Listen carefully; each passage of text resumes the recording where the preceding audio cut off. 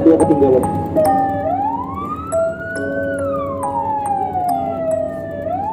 Jadi kan sebenarnya dari ambulan ke-1 sampai ambulan ke-2 itu punya kesamaan. Yang dimana itu bukan rahasia pribadi lagi, udah jadi rahasia umum gitu.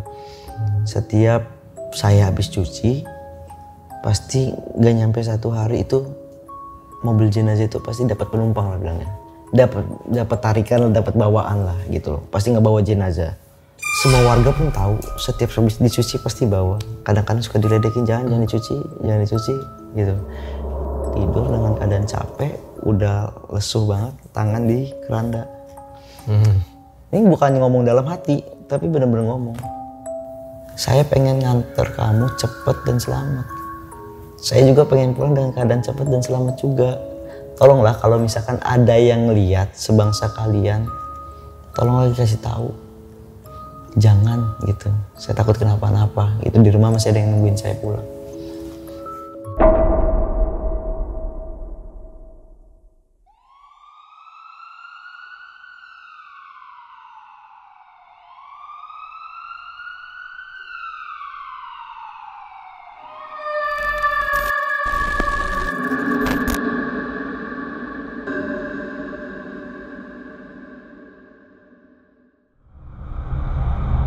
Om Mamat, obrolan malam Jumat. Kembali lagi bersama gue Ivan Haryo, kali ini di Om Mamat Season 4. Ketakutan terbesar adalah dirimu sendiri.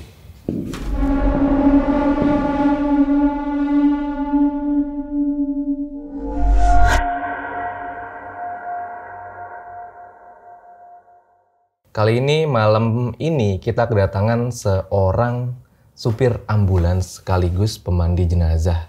Yang mana lo kalau ngebayangin profesinya aja tuh udah merinding banget ya. Apalagi bakal denger ceritanya nanti. Langsung aja kita sapa guys. Selamat malam, Mas Aldi.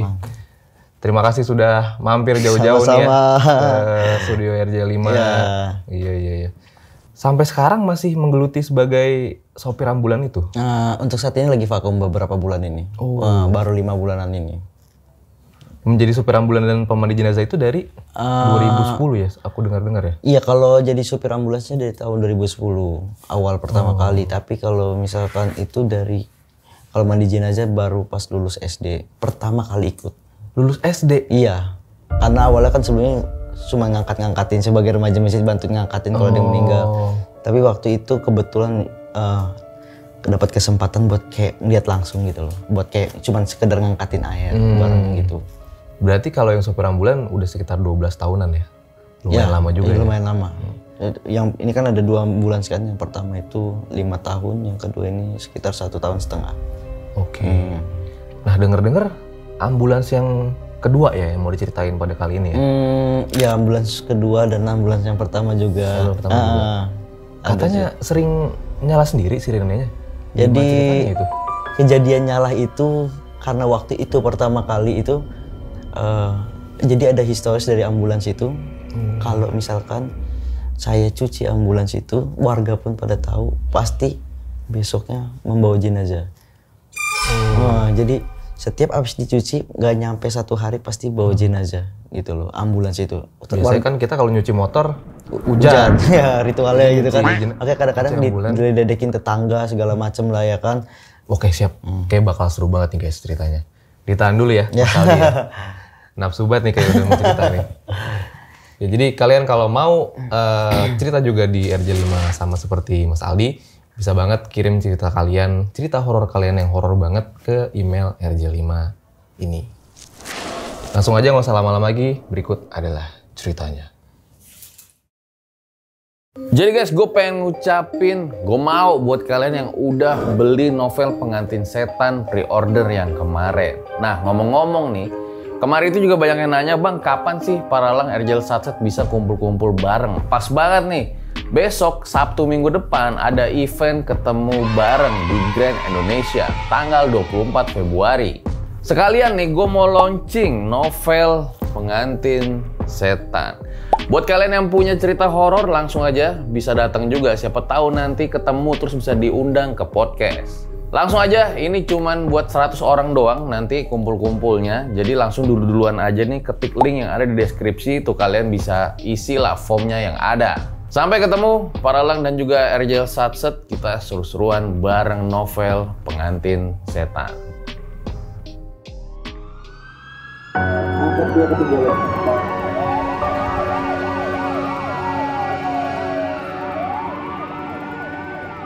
Nah, sebelum ke pengalaman horornya guys, mungkin kalian banyak yang kepo nih.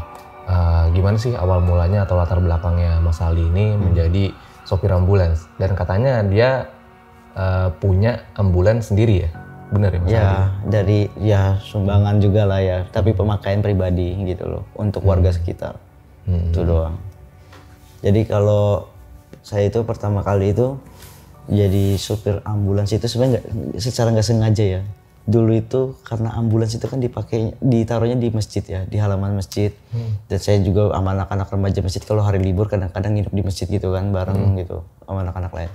Nah, saya tuh suka iseng manasin mobil itu, suka banget manasin tiap hari tuh selesai sholat subuh manasin.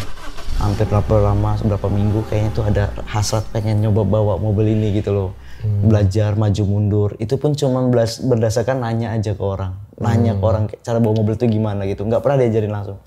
Akhirnya lama-kelamaan beranilah sampai ke muter komplek gitu, itu muter komplek.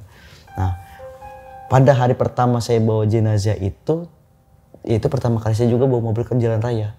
Jadi hari itu tiba-tiba ada orang datang ke masjid, ketok-ketok. Assalamualaikum Mas, waalaikumsalam. Saya butuh mobil jenazah buat pengantaran jenazah. Saya sesuai SOP, saya ambilin kertas gitu loh.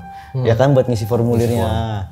Dia lagi nulis, saya iseng tanya, besok jam berapa pengantaran jenazah gitu loh. Oh enggak Mas, enggak besok, hari ini juga. Itu jam 3-an, yang dimana kayaknya abis ba'da asar, kayak kurang lebih 10 menit lagi lah jam asar itu, waktu sholat asar gitu kan. Waduh, saya kaget gitu kan, saya teleponin supirnya. Supir diteleponin itu tidak aktif, supir mobil jenazah itu tidak aktif. Saya telepon ketua pengurusnya. Ketua pengurusnya nggak diangkat-angkat gitu kan, nggak diangkat-angkat. Terus kayak orangnya nih yang mau ini butuh ambulans ini Cepat, butuh cepat ya. Tolong mas, tolong dibantu. Saya udah nggak dapat ambulan lagi, ini dadakan segala macam gitu kan.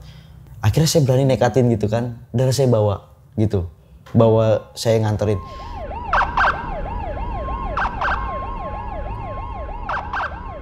Tapi selama perjalanan ada satu daerah itu di daerah situ tuh kayak nama jalannya Warakas gitu kan. Itu tuh kalau terkenal daerah situ tuh udah sempit, kayaknya untuk orang baru belajar bawa mobil itu takut gitu loh. Gitu kan. Jadi saya sepanjang jalan tuh udah was-was aja gitu kan. Mana gang kecil sempit terus masukin mundur. Pas pertama kali saya nurunin keranda buat orang meninggal dan juga masukin jenazahnya terus dibawa ke masjid, saya panik langsung. Panik itu kayak ya nggak bakal percaya diri lagi udah. Saya nggak berani untuk bawa jenazah ini ke makam. Gitu. Telepon tetangga, 2 orang saya telepon. Tolonglah gantiin, saya ada di jalan ini. Saya nggak percaya ini mau bawa ini kan, nggak berani gitu kan. Terus pada nolak semua, dimatiin kayak udah lu kalau lu nggak mau nyoba lu kapan lagi bisanya gitu kan. Tapi dalam hati nggak gini juga gitu loh, pertama kali bawa mobil tapi kayak bawa jenazah langsung gitu kan. Jadi alhamdulillah waktu itu walaupun awalnya dimarahin sama ketua pengurus, setelah saya kasih alasannya, alhamdulillah dikasih kepercayaan untuk membawa jenazah seterusnya tapi yang jarak-jarak dekat gitu loh. Terus lama-kelamaan dilepasin untuk keluar kota segala macam. Seperti itu awalnya. Iya. Berarti awalnya masih remaja tuh Mas? Masih remaja, baru lulus SMA kayaknya waktu itu. Apa masih kelas 3 kayaknya, kelas 3 deh kayaknya. 3 SMA? Lumayan nekat ya berarti ya? Lumayan nekat. Emang awalnya harus diceburin dulu ya, gitu ya? Kayaknya. Sama kayak belajar renang gitu ya? Tapi sepanjang jalan keringet dingin, asli keringet dingin. Karena bawa mobil baru pertama Karena kali. sendiri kan, nggak ada kenaiknya, nggak ada yang paling keluarga doang. Iya, dan saya kan itu nggak ada hubungannya sama ambulans kan? Pertama kali saya bawa jenazah itu, yang meninggal itu meninggal karena overdosis. Meninggal karena overdosis narkoba kayaknya gitu loh. Jadi makanya ingat pun kalau saya ke makamnya sekarang karena itu kesan pertama, mungkin walaupun saya nggak tahu posisi di mana tapi platnya saya masih ingat gitu loh. Iya. Sekian besar Budi Dharma itu saya masih ingat. Itu loh. Berarti itu tahun 2000 awal ya? Iya, sekitar Mas Aldi. Iya itu 2010-an itu. Sekitar pertama kali itu, 2010-an itu. Iya. Oke deh, nanti banyak pertanyaan di closing. Belum. Bercanda. Jadi ceritanya gimana Mas? Apa? Yang pertama kali horor. di ambulan itu?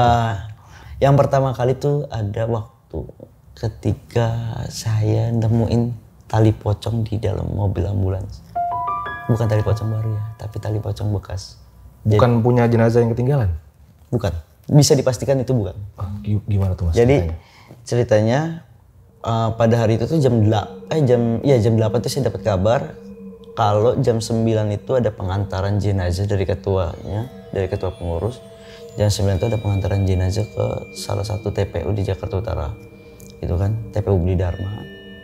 Pas saya baru nyampe di TPU Budi Dharma, ditelepon, udah selesai belum, kamu udah nyampe belum?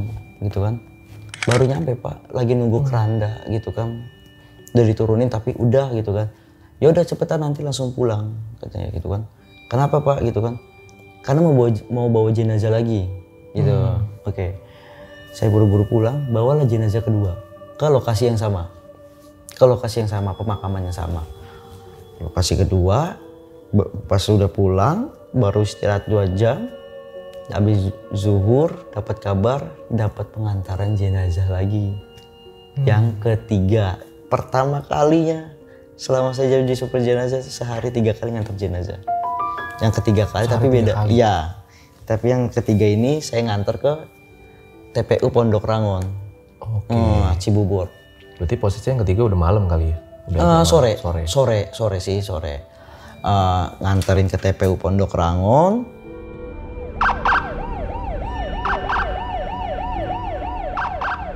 Selesai pengantaran Pondok Rangon seperti biasa pulang nggak ada apa-apa gitu kan. Cuman dalam keadaan namanya sehari bawa jenazah 3 kali dan kalau nggak salah itu nggak tau lah hujan atau enggak. TPU di Jakarta itu mau hujan mau enggak biasanya becek gitu kan, banjir gitu kan.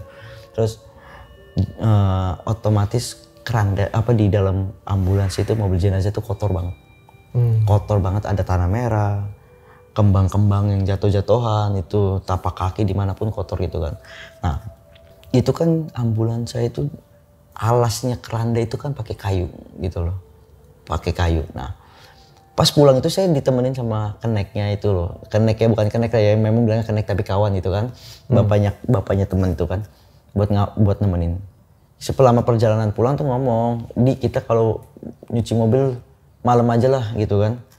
Jangan sekarang masih capek istirahat gitu ya kan. Oke jam 8 ya bang ya, saya manggilnya Om John gitu kan. Jam 8 ya, ya udah jam 8. Jadi pulang ke rumah istirahat, jam 8 itu saya keluar mau ke masjid, mau nyuci mobil itu. Mobil ambulans itu udah di masjid gitu kan. Nah saya keluar dari rumah terus mampir ke warung. Pas di warung itu ketemu sama si kenek saya ini, dia mau beli rokok, saya mau beli sabun cuci mobil buat nyuci mobil ini, buat nyuci mobil kan. Jalan lah bareng ini ke masjid. Ketika jalan bareng ke masjid nyampe, yang buka belakang itu si kenek ini, paman ini, bapaknya teman saya ini. Saya buka pintu supir karena mobil jenazah itu saya itu ada sekat ya ke belakang, jadi nggak bisa itu. Nah, terus saya lagi nyalain mobil, saya kan kalau nyalain mobil itu karena mobilnya agak tinggi ya modelnya kan, jadi kan kalau nyalain sambil berdiri doang gini kan nyalain, dia nyamperin sambil tolak pinggang bakar rokok. Ngapain lagi dibersihin? Mau apa lagi dibersihin gitu? Udah dibersihin duluan, ngomong gitu. Maksudnya? Saya bilang gitu kan? Maksudnya apaan? Udah dibersih. Kapan dibersihinnya? Ngomong gitu. Kapan saya bersihinnya? Demi Allah bang, nih gue masih baru beli sabun. Lu yang bener, nyalain lampu belakang. Lampu tempat itu, naruh jenazahnya, kerandanya. Itu yang tadinya ada tanah merah, ada kembang, itu bersih. Asli bersih. Tanah merah yang kering-kering itu bersih, di keranda pun gak ada bercak sama sekali. Sebelum itu maksudnya nggak ada yang... Nggak ada lagi gitu loh, dan itu tuh bersih gitu loh. Dan dengan bangganya kita lagi kaget, si Om John ini sambil nyengir ketawa ngomong, ini jenazah yang mana nih yang kelihatannya rajin, katanya ngomong gitu kan. Sambil bercanda gitu kan, ini jenazah mana nih yang kelihatannya rajin gitu kan. Saya sampai nggak percaya, kita ngapain nggak percaya, itu benar-benar kayak keranda dikeluarin. Nah pas kita keluarin keranda, adalah itu nyangkut di bagian pojok kanan. Tali pocong itu tertinggal. bukan tertinggal sebenarnya. Tiba-tiba ada lah. Tiba-tiba ada, karena kalau sesuai prosedur ya kita pasti lihat. Jangankan kita lengah lah gitu, misalkan kita nggak cek. Kalau misalkan kita nggak cek pun pasti kelihatan pas diangkat itu. Kalau misalkan ada yang nempel, sesuatu pun yang nempel itu pasti kelihatan. Gitu loh. Dan itu tuh bener-bener murni pas dimasukin ke rantai dari jenazah 1, jenazah 2, jenazah ketiga tuh nggak ada yang nyangkut apapun. Gitu loh. Dan tali pocong itu tiba-tiba ada. Bentuknya seperti apa, Mas? Panjangnya ya kalau dilipat bagi 2 ya, itu mungkin segini. Berarti kan kalau misalkan kali 2-nya berarti 2 kali kayak gininya gitu loh. Panjangnya segini. Nah. Terus kita kan sama-sama kaget. Si Om John waktu itu sempat dia ingin memiliki lah, minta udah buat gua aja sini gitu loh. Gitu kan. Terus dari Bang John, ntar dulu tanya sama kakek gitu kan. Saya bilang tanya sama kakek saya karena kakek saya juga terkenal kayak gitu, bisa hal-hal kayak gitu kan. Ntar kita tanya dulu. Karena itu udah malam, besoknya saya tanyain.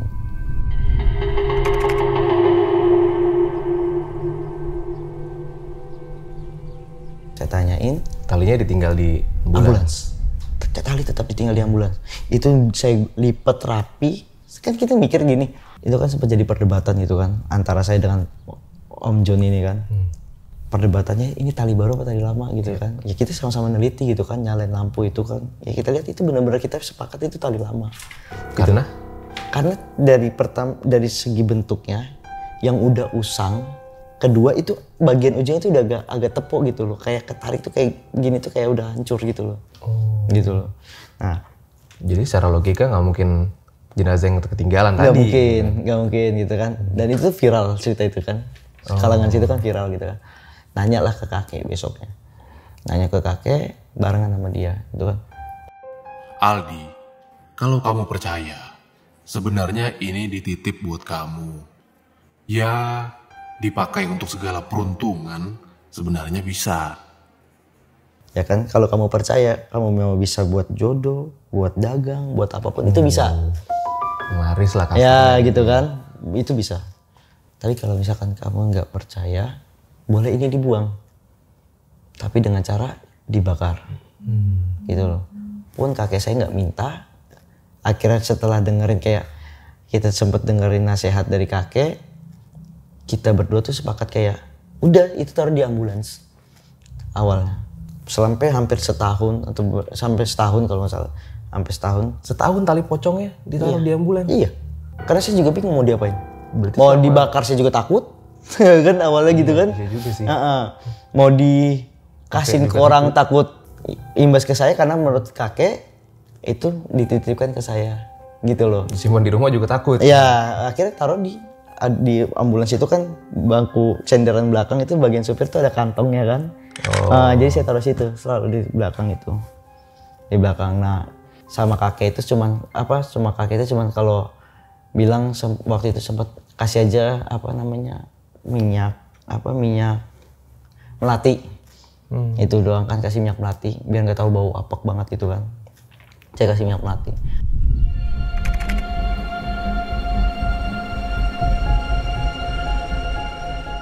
Akhirnya setelah keputusan berapa lama, hampir setahun, saya putusin untuk bakar itu. Gitu. Itu bakar, banyak saksinya sih saya bakar. Itu pas lagi nyuci ambulans itu, malam-malam saya secara iseng aja kayak udah niat, udah tekadnya udah bulat, udah bakar aja ini bakarnya. Ini udah kering banget, udah kayak hampir kaku malah ya gitu kan, udah kaku itu saya bakar. Di depan mereka semua. Masih di areal masjid? Masih di area masjid dan sebenarnya sih nggak ada efek yang banget kayak ke saya itu kayak bener-bener fatal ya, cuma memang sempat demam aja, udah itu doang. Sempat demam. Cuman kakek waktu itu almarhum bilang ya udah keputusannya udah tepat dengan cara seperti itu gitu loh. Itu nolak secara halus, secara sopan. Daripada kamu kasih ke orang lain, itu imbasnya lebih parah sama kamu. Tuh. Tapi selama durasi 1 tahun disimpan itu nggak pernah kejadian apa-apa ya? Nggak pernah sih sebenarnya. Diam. Tapi gini bang, jujur bang, ambulans saya itu, mobil jenazah saya itu hampir jarang untuk kayak ngisengin saya pribadi. Hampir nggak pernah gitu loh. Justru tapi tetangga, warga sekitar yang sering digangguin. Warga sekitar yang sering digangguin. Di perumahan nih berarti? Iya. Kayak orang tetangga subuh-subuh mau ke pasar, ngeliat perempuan di belakang. Gitu. Itu kan viralnya kayak gitu loh. Tapi kalau ke saya pribadi hampir nggak pernah. Gitu loh. Digangguin kayak misalkan saya lagi diem tiba-tiba digangguin terus gitu nggak ada. Hampir kejadian saya digangguin itu ketika pas lagi pengantaran ataupun pulang ngantar. Lebih tepatnya kayak gitu. Kalau di areal perumahan jinak sama pawang ya berarti. bisa jadi sih karena ya mungkin saya bilang saya juga nggak mau ada apa-apa ya di jalan juga. Saya jujur dibilang berani tapi kalau tiba-tiba ada yang nampakin juga kan apalagi lagi jalan gitu kan bahaya juga gitu loh. Juga sih. Itu juga. Itu doang sih.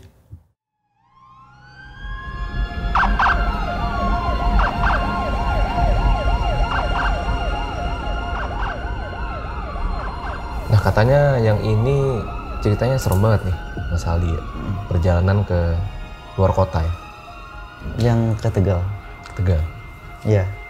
Itu salah satu pengalaman yang nggak bisa dilupain. Salah satu pengalaman nggak bisa dilupain. Gimana tuh ceritanya Mas? Ya, jadi waktu itu tuh ya namanya mobil jenazah lingkungan ya identik pasti kayak nganterin jenazah itu ya sekitar lingkungan pasti kan. Jadi waktu itu ada salah satu warga dia tuh perantauan dari daerah Tegal dan dia tuh sehari-hari kerjanya tuh di Jakarta ini dagang makanan gitu.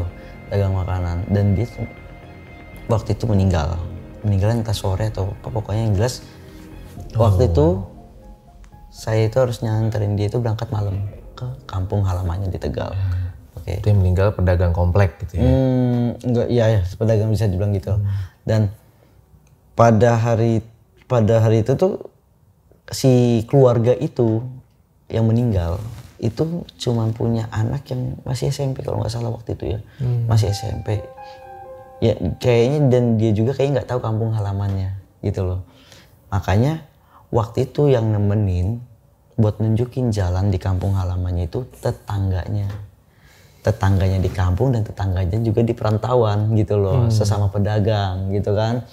Nah nggak ada iring-iringan lain selain ambulan.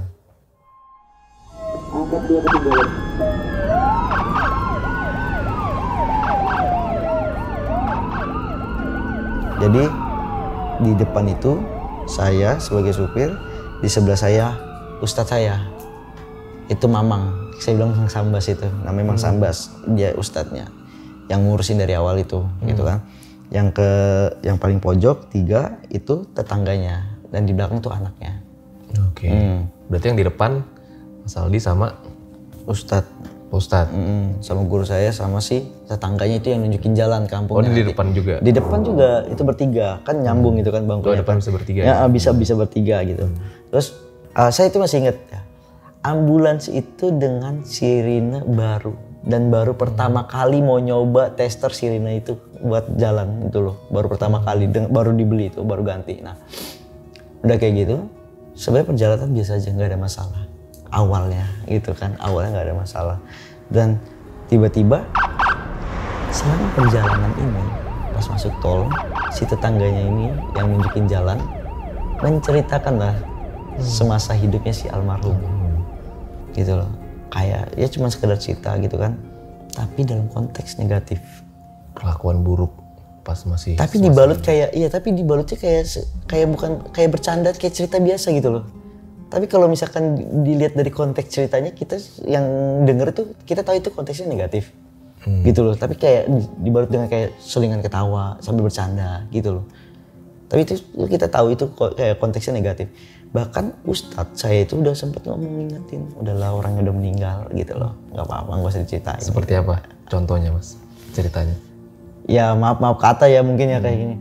Ini nih orang ini masuk suka ngumpetin barang ini semasa hidupnya, tapi sambil ketawa gitu ya kan, gitu kan. Itu kan negatif kan, ya kan negatif menceritakan kejelekannya bagi saya, gitu kan. Mamang saya pun sudah sempat mengingatkan, udah nggak usah diomongin gitu kan. Ya masih aja tetap seperti itu. Nah kejadian pertama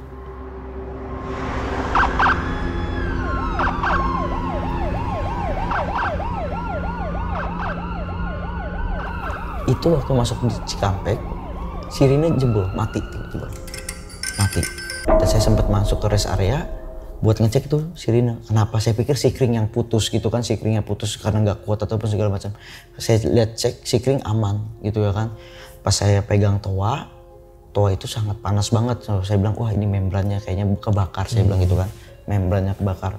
Jadi agak kesel tiba-tiba di situ kayak, aduh sirine masih baru, mati lagi akan rusak segala macam. Baru pengen uji coba nih segala macam malah rusak gitu kan. Terus lanjutlah perjalanan.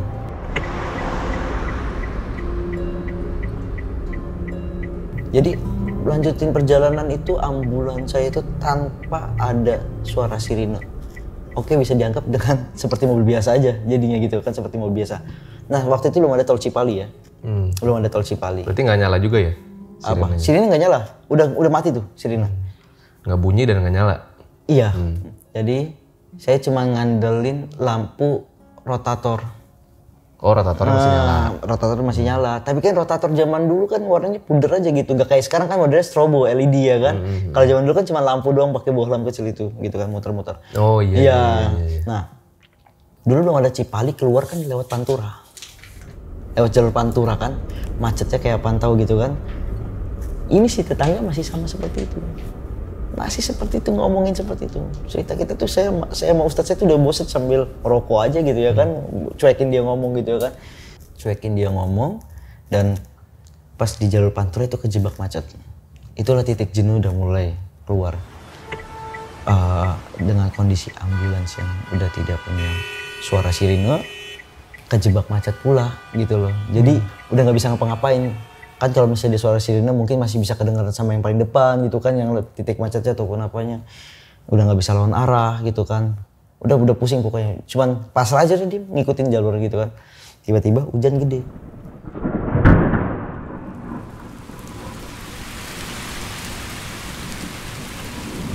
Setelah berapa jam di situ tuh hujan gede banget. Hujan gede banget. Lagi nyalain wiper itu lepas. Wiper lepas? Wipernya tuh lepas yang bagian supir. Yang kanan? Yang kanan itu lepas kan. Langsung mepet. Karena bener hujan itu gede banget. Langsung matah kiri langsung berhenti. Dalam keadaan hujan yang bener-bener deras, saya turun buat betulin wiper itu. Saya pas lagi turun tuh kaget. Pohon. Saya berhenti di bawah pohon. Putih-putih, banyak putih-putih. Ternyata saya berhenti di bawah pohon nangka gitu kan. Bawa pohon nangka yang lagi mau panen tuh ya kan di karung-karung gitu kan. Terus saya betulin wiper. Berusaha terus kayak mungkin ada berapa cuma 2 menit gitu kan. Hujan-hujanan tiba-tiba langsung udah basah kuyup, selesai masuk ke dalam mobil. Lanjutin perjalanan, baru keluar dari kiri ke kanan, tiba-tiba baju saya ketarik. Dengan baju yang kadang lagi lepek kayak gitu kena air, nempel sama badan itu ketarik. Langsung kaget saya nengok kiri. Siapa yang narik baju gitu loh. Sebelah saya nggak mungkin ustadz saya, gitu kan. Tetangga juga kayaknya agak jauh gitu kan. Terus saya kayak sambil jalan gitu kan, karena udah jalan ya kan mau gitu. Sambil nengok-nengok kiri gitu kan. Tiba-tiba ketarik lagi. Pas banget saya lagi nengok itu ketarik. Kedua kali. Trauma saya nggak mau nempel. Gitu. Si Mamang kayaknya udah curiga nih saya kayak kenapa gitu kan. Ngeliatin saya terus gitu kan. Nah yang pas ketiga kali itu bener-bener sampai hampir keangkat setengahnya ini bawah baju. Udah hampir keangkat setengah sini. Itu di belakang ambulans saya itu sekat loh. Gak ada tembus buat ke belakang. Nggak mungkin orang belakang iseng iya, kan? walaupun mungkin bisa masuk itu mesti dibuka dulu jendelanya. Itu jendela ketutup gitu kan. Saya langsung teriak, "Mang baca doa," gitu. "Mang baca doa." Nah, si Mamang negor tetangga saya, "Pak udah dibilangin jangan diomongin," sambil ngebentak nadanya udah mulai tinggi gitu kan. "Udahlah kalau orang udah meninggal gak usah diomongin, udah orangnya udah gak ada gitu loh, udah diem aja gitu kan, lihat nih kayak gini gitu kan." Nah Mamang saya nepok paha saya, "Al jangan kaget." Pas dia nepok pokoknya itu saya ngerasa ada bayangan itu nabrak. Bayangan itu atau putih saya lupa. Itu nabrak benar-benar dari luar masuk ke dalam mobil dan itu tuh terasa hawanya ke badan saya. Bukan asap ya, itu hujan loh, ya kan bukan asap dan itu memang murni. Si Mamang juga ngeliat gitu kan, "Al jangan kaget," gitu kan. Terus dia baca doa. Berarti nembus dari kaca depan? Iya. Nah, itu hawanya terasa loh. Kan ambulans yang dulu nggak ada AC. Oh. Nggak pakai AC. Terus kita tuh buka jendela itu ya kita tutup karena hujan gede. Dan jadi cuma kebuka sedikit doang dan itu asap itu hawa itu terasa banget. Dan dulu kan kalau nggak ada tol Cipali kan setelah lewatin Pantura kan masuknya di tol Kanci kan. Gerbang tol Kanci. Nah sebelum masuk gerbang tol Kanci itu bayangin dari jam 9 itu mau masuk gerbang tol Kanci itu di jam 5 subuh. Dari jam 9 malam. Jam 8 atau jam 9 malam. Itu udah di jam 4 subuh. Di tol mau masuk tol Kanci itu udah terlama lah, udah paling lama banget. Jadi si Mamang itu ngomong untuk istirahat dulu, istirahat dulu gitu kan. Udah istirahat dulu aja Pal gitu kan. Oh yaudah Mang sampai istirahat aja. Mang sampai sekali makan saya enggak. Yaudah gue sholat ya sekalian sholat. Lu gak sholat gitu kan? Enggak gitu kan karena saya capek. Yang lain pada turun. Gue pindah ke belakang. Ini kan keranda, ini ada bangku buat ngerbahin. Ya, buat duduk ini kan orang ya kan buat yang nunggu. Dan di situ yang lain pada turun, saya tidur di samping keranda. Sendirian? Sendirian. Keluarganya juga turun? Keluarga turun. Seharusnya nggak ada, pokoknya saya sendirian. Tidur dengan keadaan capek, udah lesuh banget, tangan di keranda. Ini bukannya ngomong dalam hati, tapi benar-benar ngomong. Saya pengen nganter kamu cepet dan selamat. Saya juga pengen pulang dengan keadaan cepet dan selamat juga. Tolonglah kalau misalkan ada yang lihat sebangsa kalian, tolong lagi kasih tahu. Jangan gitu. Saya takut kenapa-napa. Itu di rumah masih ada yang nungguin saya pulang. Itu saya omong. Itu bukan ngucap dalam hati tapi itu murni ngomong. Gitu kan? Akhirnya selesai sholat subuh, mereka pada siap-siap. Udah selesai semua makan. Saya nggak makan karena takut ngantuk kan. Berangkatlah. Nyampe di Tegal itu kalau nggak salah jam 7 pagi ya. Sekitar jam 7 pagi. Saya nganterin. Turunin jenazah. Saya nggak pakai AYUWO, nggak perlu istirahat. Langsung pulang. Milih untuk pulang.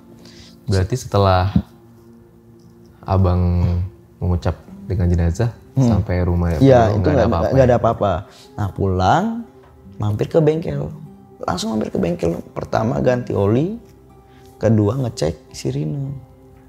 Itu mekanik gak ada yang bisa betulin itu sirine karena memang jatuhnya mungkin elektronik jatuhnya ya, bukan mesin ya.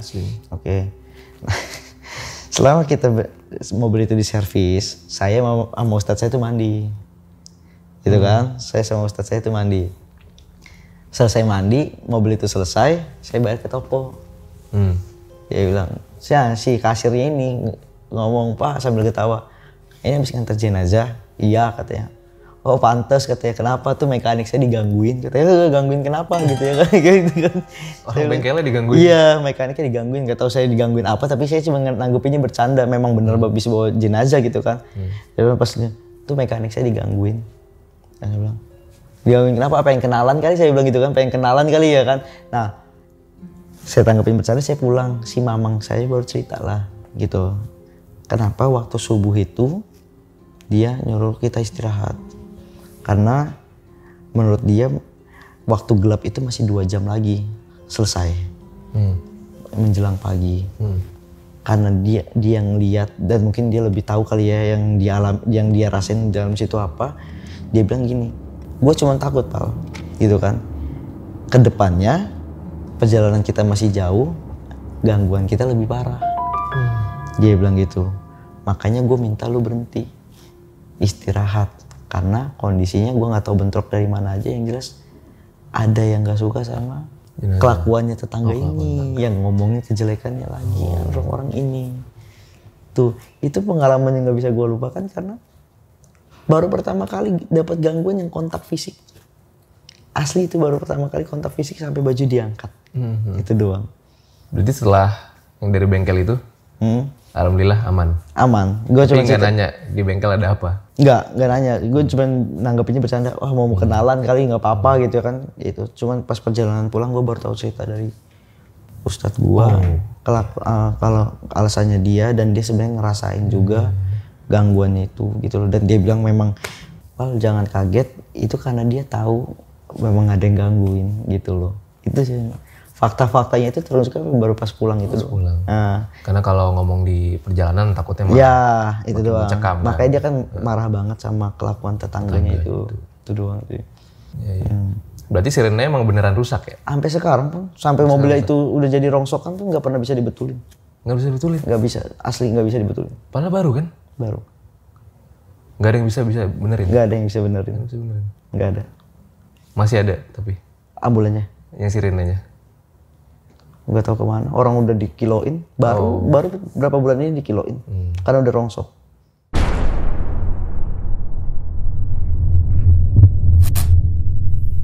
Buat kalian yang punya pengalaman horor nyata, bisa kirim cerita kalian ke email rj5 atau DM Instagram rj5.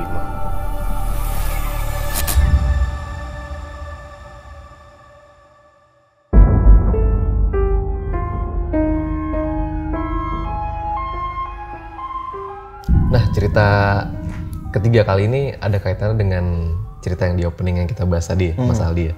Tentang misteri sirine yang nyala sendiri dan ritual cuci ambulan ya. Boleh ceritain nggak Mas Aldi? Ya, jadi kan sebenarnya dari ambulan ke-1 sampai ambulan kedua itu punya kesamaan. Yang dimana itu bukan rahasia pribadi lagi, udah jadi rahasia umum gitu. Setiap saya habis cuci, pasti gak nyampe 1 hari itu mobil jenazah itu pasti dapat penumpang lah bilangnya. Dapat tarikan, dapat bawaan lah gitu loh. Pasti nggak bawa jenazah. Jadi semua warga pun tahu setiap habis dicuci pasti bawa. Kadang-kadang suka diledekin, jangan dicuci gitu. Ntar mau bawa gitu kan segala macam. Kadang ada juga yang sambil ledekan bercanda. Oh ngapain cuci, udah nggak punya duit ya buat beli jajan, buat jajanan gitu ya kan, buat jajan gitu kan. Kadang-kadang itu hanya omongan bercanda gitu kan. Tapi jujurnya kayak saya pribadi aja kena omongan kayak gitu kayak beban aja gitu kan. Nah, tapi hampir 90%. 90%. Malah mendekati lebih dari itu. Lebih dari itu. Banyak kok yang tahu kok. Semuanya tahu. Nah, jadi itu sirine berbunyi itu karena apa?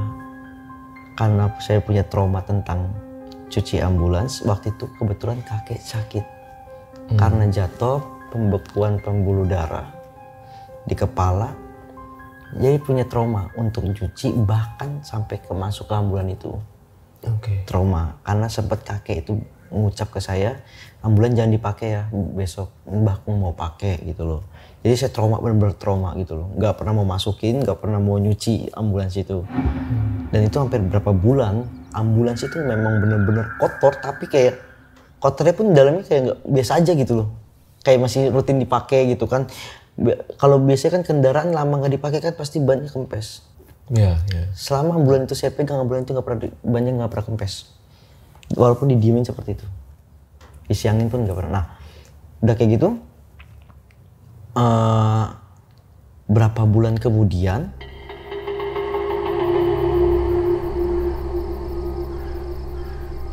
ketika saya lagi pergi sama teman-teman tuh, saya lagi pergi ke daerah Jatinegara, nemenin Ade lagi nyari studio musik rekaman studio musik. Terus jam 1 pagi apa jam 2 pagi gitu tiba-tiba dapet telepon. Telepon itu kakak sepupu. Kakak sepupu itu nelpon saya karena disamperin sama Om John ini. Paman John yang suka nganterin saya ikut jadi ngenekin saya ini kan.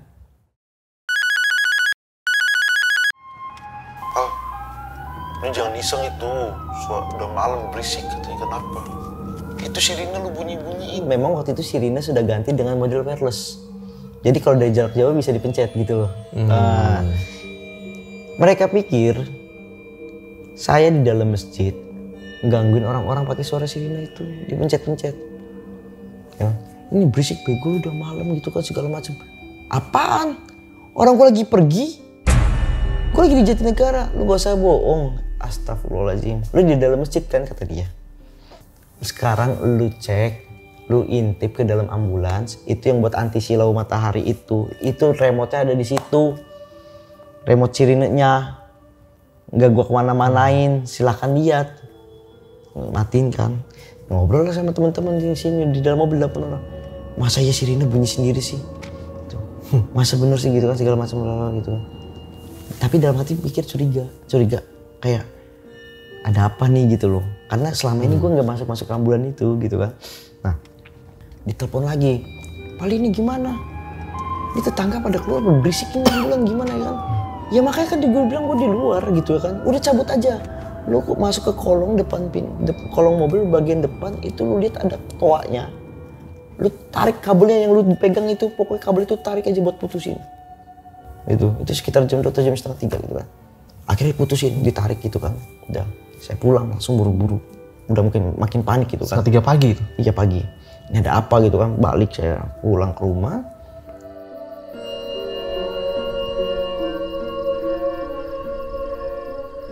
Pulang nyampe depan gerbang komplek kita ngobrol-ngobrol. Kenapa sih ambulan gini. Iya gue pikir lu gitu lagi ngobrol sama Hansip si Om Jon ini si Om Jon ini. Iya gue pikir lu yang nyalain segala macam bla bla bla gitu kan. Ternyata remote ada. Iya mau ada apa ya? Tiba-tiba kita lagi ngobrol kayak gitu di masjid pengumuman innalillahi wa inna ilaihi rajiun. Ibarat kata kita nongkrong di sini. Itu depan rumahnya itu meninggal. Yang lagi gue tongkrongin. Jadi ambulans ini mungkin ya kayak nalar gue pribadi ya. Ini ambulan udah lama gak dicuci makanya bikin petanda baru kali ya gitu ya kan, sirine bunyi gitu. Jadi sebenarnya gini, ambulans itu pribadi penunggunya ya nggak pernah hampir gangguin gue, nggak pernah. Gue itu dapat gangguan lebih sering pas pengantaran ataupun pas pulangnya. Nggak pernah ketika gue lagi lewat tuh ambulans tiba-tiba digangguin bilang nggak ada. Tapi kalau warga sekitar sering banget digangguin. Sering banget digangguin. Contohnya apa tuh Mas? Penampakan perempuan. Perempuan, lebih sering perempuan. Di dalam ambulans? Iya, nangis, suara nangis lebih sering. Bahkan yang baru-baru kemarin ini sebelum ambulan ini dihancurkan, itu ada tukang beca lewat pagi-pagi, ya sekitar jam 1 atau jam 2, gue lupa. Dia lewat, itu pintunya kebuka dan dia ngeliat perempuan itu sampai sakit seminggu. Tukang becanya. Dia cerita sama siapa? Sama tukang kelapa dekat situ. Itu pun ceritanya dekat warga situ itu rame. Jadi kesebar gitu kan. Gitu jadi katanya dituin. Nah, Usut punya usut masalah penunggu perempuan ini gitu ya kan. Usut punya usut. Jadi kalau katanya ada beberapa orang yang lihat itu perempuan nangis. Memang kebanyakan tuh lebih yang nangis. Jadi pernah ketemu sama satu orang yang bisa punya kelebihan untuk melihat itu.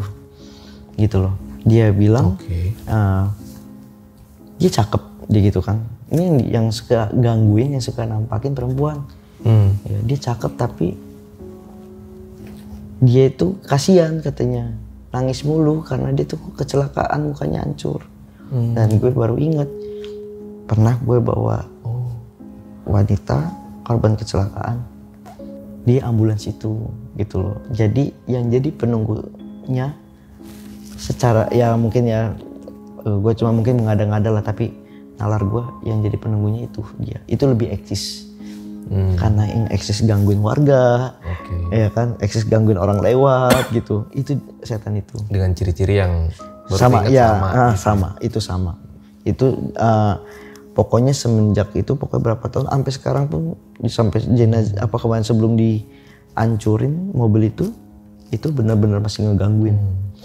Tapi pas pengantaran jenazah yang dikira itu nggak ada apa-apa sebenarnya? Nggak ada, itu pun gue nggak inget. Cuman ketika ada orang punya kelebihan khusus itu dia ngeliat, dia bilang gue nggak cerita gitu loh. Cuman tahu ada orang yang suka digangguin. Memang penunggunya perempuan, dia bilang itu, ini penunggunya perempuan. Dia cakep sih tapi dia suka nangis katanya karena dia hancur kondisinya. Oh, baru ingat itu. Itu baru bisa jadi atau jenis. Ya, hanya menyangkut pautkan aja nih gue menyangkut pautkan karena memang pernah bawa perempuan korban kecelakaan itu satu-satunya itu. Itu doang. Oke deh. Thank you banget ceritanya ya, Mas Aldi ya. Nanti bakal banyak pertanyaan di closing.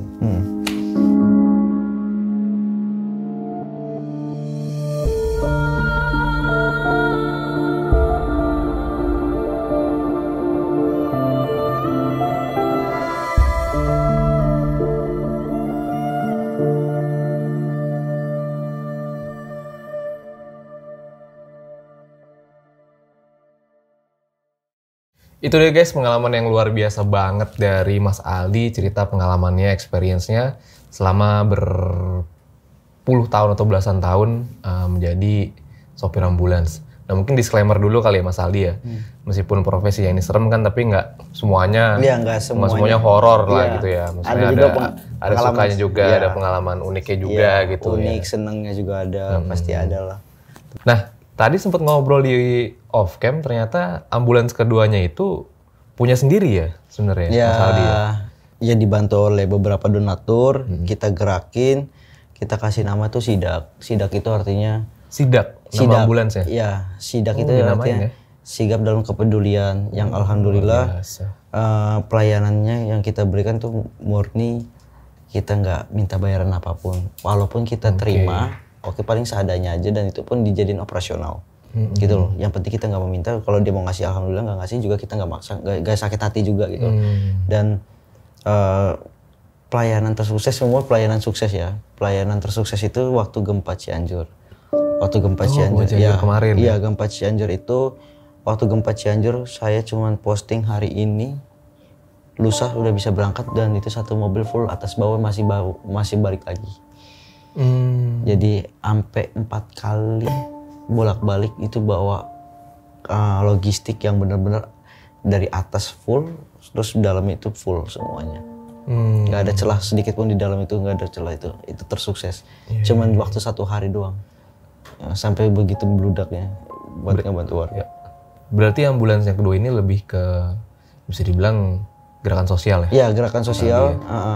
Mau jenazah, sakit, itu lebih lengkap kan alat-alatnya. Yang kedua ini, kedua. Maksudku kenapa ya sampai Mas Ali ini sampai getol banget gitu loh. Yang pertama dijual, pengen punya sendiri ini sampai gitu kan? Kalau yang pertama kan karena rusak ya. Ya. Awalnya udah berhenti itu karena rusak, itu doang. Rusak, turun mesin. Dan nggak ada yang gantiin lagi. Udah nggak ada yang gantiin lagi. Jadi waktu itu kayak acuh nggak acuh sama pengurusnya tuh kayak udahlah, kayak bakal keluar duit banyak gitu loh. Sedangkan di wilayah itu nggak ada mobil jenazah atau mobil ambulans, itu doang. Berarti dari latar belakang wilayah yang menurut Mas Aldi butuh mobil ambulans itu. Iya, butuh. Kalau boleh tahu suka dukanya apa ya Mas Aldi ya? Jadi sopir ambulans itu. Nah, kalau sukanya sih sebenarnya gue pribadi diingetin sama kematian. Ini jujur, cerita terakhir ini, pulang dari Cianjur, niat mau mampir ke apotek di Jakarta yang dimana gue beli logistik obat-obatan sebelum berangkat ke Cianjur. Karena ATM gue ketinggalan kemungkinan di situ. Iya kan? Gue lagi jalan mengarah ke apotek, baru keluar tol dari Cianjur. Kita tuh bener-bener masih pakai kos kutang, masih pakai celana pendek tanah semua. Masih ambulans itu kotor semua, masih baik barang. Udah nyampe di apotek itu nggak ada, baru jalan. Tiba-tiba di sini ada masjid tuh teriakin gue. Dan gue kan berdua sama adek. Terus kayak adek gue tuh sama gue kayak, ini ngapain orang mau nitip bantuan, mau nitip logistik nih kayak buat ke Cianjur. Karena mobil gue di depan tuh masih ada spanduk bantuan korban gempa Cianjur gitu loh. Gue cuekin, dan di depan memang nggak jauh di gue cuekin tuh, di depan macet mau belok gitu loh, agak macet itu kan berhenti. Terus tiba-tiba gue digedor, bang berhenti, bang tolongin bang ada yang pingsan. Spontan gue langsung mundur gitu ya kan. Oke, siapin tandu. Gue manggil adik gue kan gitu, Ker siapin tandu. Terus adik gue kayak, lu gila, di belakang barang semua, singkirin semuanya, pokoknya tengah aja kosongin. Tengah kosongin. Jadi yang buat itu cuma pakai tandu kan, gue nggak bawa tempat tidur kan, gue cuma punya tandu itu kan, cuma bawa tandu. Terus gue nyuruh adik gue mundurin, gue turun duluan lari dengan keadaan pakai celana pendek, baju kos kutang. Itu orang tuh pada ngeliatin semua, orang gue bener-bener dari Cianjur gitu loh, nggak bawa apa-apa gitu maksudnya, tapi oksigen bawa, yang standar gue bawa gitu kan. Itu orang lagi asik dengerin ceramah habis maghrib, dia berdiri mau ambil wudhu menjelang isya. Setelah saya ambil wudhu dia jatuh. Gue sempat ngasih CPR terus gue minta tandu ya kan, walaupun gue udah tahu dia gak ada, tapi berusaha apa enggak. Mas gimana, semua orang, gue paling gak berani ngambil keputusan ketika semua orang nanya mas gimana, masih ada apa enggak. Bawa udah cepetan, adik gue mana, terus gue begini terus. Nyampe di dalam ambulan gue masih pencet, adik gue suruh gantian, gue bawa ke rumah sakit. Nyampe di rumah sakit divonis meninggal. Pihak keluarga minta untuk itu gak ada keluarga ya, minta tolong bawa ke rumahnya, ayo kita bawa ke rumahnya. Jadi gue bawa kain kafan yang tadinya gue pakai di sana. Kepakainya di sini. Kepakainya di Jakarta juga. Dan gue kenapa makanya gue bilang kalau misalkan itu di ambulans itu suka, gue tuh alhamdulillahnya masih suka diingetin sama kematian lah, itu doang. Diingetin kematian walaupun hidup gue masih kayak ya masih belum lurus-lurus aja lah, masih namanya manusia kan masih ada belok-beloknya sedikit gitu. Tapi setiap gue bawa jenazah, gue kayak dikasih gambaran lu suatu saat lu pasti kayak gitu. Itu doang. Dukanya kadang-kadang ya kalau misalkan dapat kendala di jalan seperti itu, manusiawi, Bang.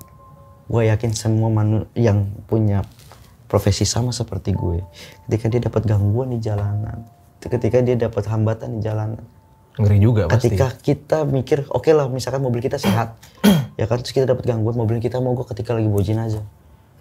Manusiawi ketika mikir, ini jenazah kenapa ya? Sama saya ya. Manusiawi bagi gue. Dan juga jadi beban mental juga kan, harus ngebawa itu sampai tujuan gitu kan. Keluarga pasti gitu ya kan, supir gimana sih mobil nggak sehat ataupun apa, gimana kan, sampai pecah ban misalkan bocor ataupun apa, tetap aja beban doang. Nah mungkin tadi sempat nyebut tentang CPR segala macam. Mungkin ini bagian edukasinya kali Bang. Iya. Kalau misalnya nih ada amit-amit ngeliat orang kecelakaan di jalan atau penonton di sini atau apa ya amit-amit mengalami kecelakaan, first aid itu harus diapain sih?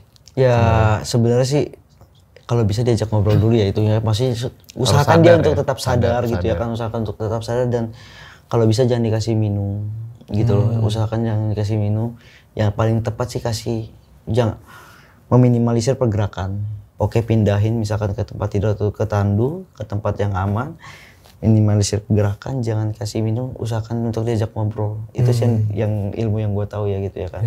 Karena memang untuk melatih otaknya. Karena gue beberapa kali kadang-kadang ada orang kecelakaan, awalnya pingsan berujung koma. Karena salah? Bukan, karena dia memaksakan untuk dia itu hawa ngantuk, karena dia tuh kalau habis kecelakaan biasanya ngantuk. Iya. Minimal pingsan ya maksimal koma. Lebih maksimal lagi ya udah lewat gitu mungkin, makanya dia ngobrol untuk tetap aktif gitu loh, untuk tetap aktif, jangan dikasih minum. Takutnya keselak, itu doang sih, dalam keadaan yang nggak normal saluran pernapasannya, itu doang. Berarti tetap direbahin aja atau dibikin agak miring ya itu. Tapi kan tergantung dulu modelannya kayak gimana gerakannya gitu kan. Kalau kayak modelan kayak jantung sih saya diajarin sama dokter suruh agak didudukin dikit gitu. Biar ini nggak tekan. Betul, itu doang. Oke, luar biasa banget pengalaman dari Mas Aldi. Mungkin ada satu quotes yang bisa kita ambil hari ini dari cerita Mas Aldi, yaitu ingatlah kematian, karena kita tidak tahu sedetik pun apa yang akan terjadi di depan mata kita. Karena semua takdir udah ada di tangan yang di atas. Terima kasih Mas Aldi sudah datang di RJ5. Sukses selalu, semoga bisa terus lagi di sopir ambulan untuk menolong sesama ya. Amin. Karena kalau bukan kita siapa lagi? Gitu ya. Yang ngangkat jenazah ke benar. makam ya. Iya benar. Oke deh. Oke guys, itu dia cerita yang luar biasa dari Aldi. Ambil baiknya, buang buruknya. Dengan adanya cerita-cerita seperti ini, jangan malah membuat kalian takut. Akan tapi kalian harus semakin yakin dengan kebesarannya. Gua Ivan Aryo, Aldi undur diri. Ciao.